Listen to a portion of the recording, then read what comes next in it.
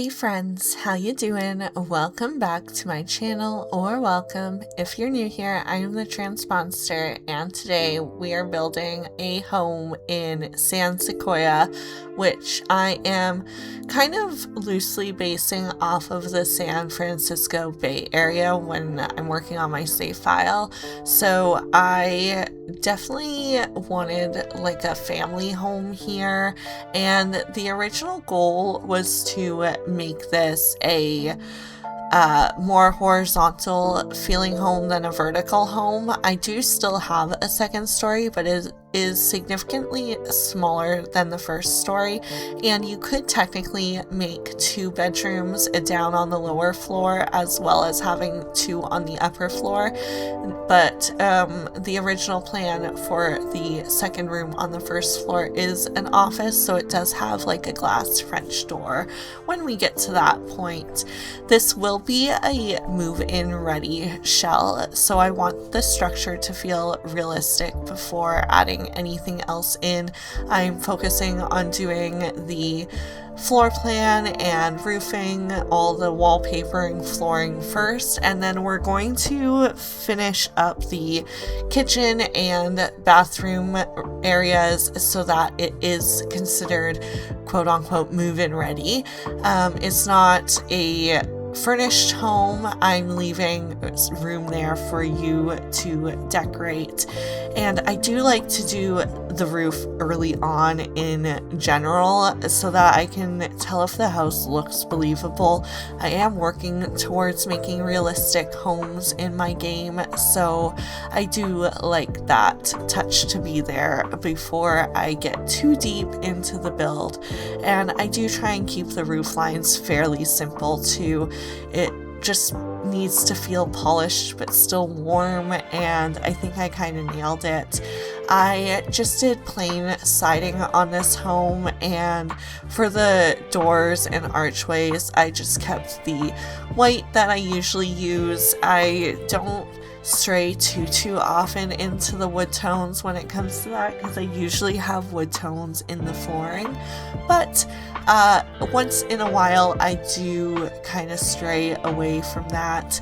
I did add in the windows and doors first so that, you know, I knew my floor plan worked out, and all the finishing touches come later. We're doing the wallpaper and flooring, and then I'm gonna go through and add some lights in. This is a move-in ready home, but it does have a lived-in feel because it does have like the old wallpaper and tile in the kitchen from probably the previous owners, maybe even the ones before them. So there is also room for renovation. I just all in all wanted this home to have some customizability, I believe that's a word, and make it your own when you're decorating for the family that you want to move in here. And this is kind of where the home starts to become that move-in ready rather than just a shell, because I do finish up the counter layouts for you, and I make sure all your rooms are ready, set to go, and your appliances, all of that's there. So yeah, at the end of the day, it really is just those finishing touches that make it customized to whoever's living here's personality.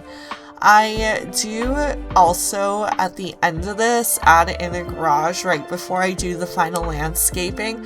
So if you do make this room off the kitchen a 4th bedroom instead of an office, you do have that option to make the garage space an office. Or upstairs here on the landing, there is this little bump out kind of to the left of the stairs that you can make a little desk area too. So you do have lots of options here. Here's the garage I was talking about. It's pretty small. It mostly acts as a barrier to the backyard space because the backyard is not closed in. So this garage is its privacy shield, making it so that your Sims can go and personalize that space as well.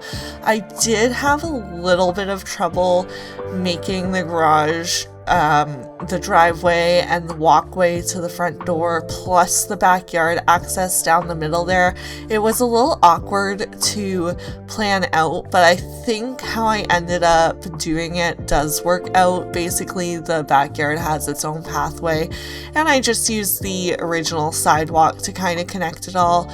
Used a little terrain paint here to map out some seating areas, or whatever you want to set up back there. Maybe it's a woodworking area, whatever your Sims hobbies happen to be, and just some light landscaping around to add a little bit more privacy to it.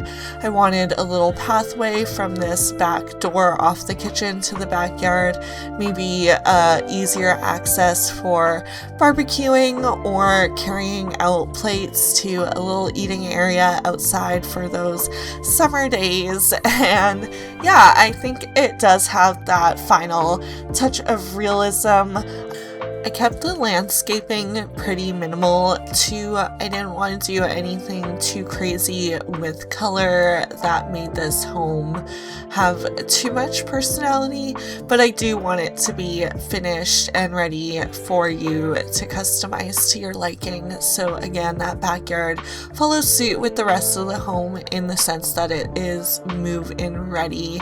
Obviously, the landscaping can be changed, added to. You could add some planter pots down the walkway there to fill it out a little and make use with the gardening skill. Lots of opportunity here, which at the end of the day was kind of the goal.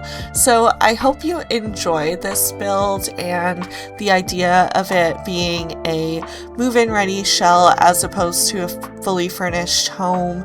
I'm really proud of how I did with making it look similar to the Bay Area, and I love builds like this because they give you that realistic starting point without taking away your sense of creativity. So if you download this, let me know in the comments below what kind of family you'd move in here. Don't forget to like and subscribe as well, and most importantly, have a wonderful rest of your day.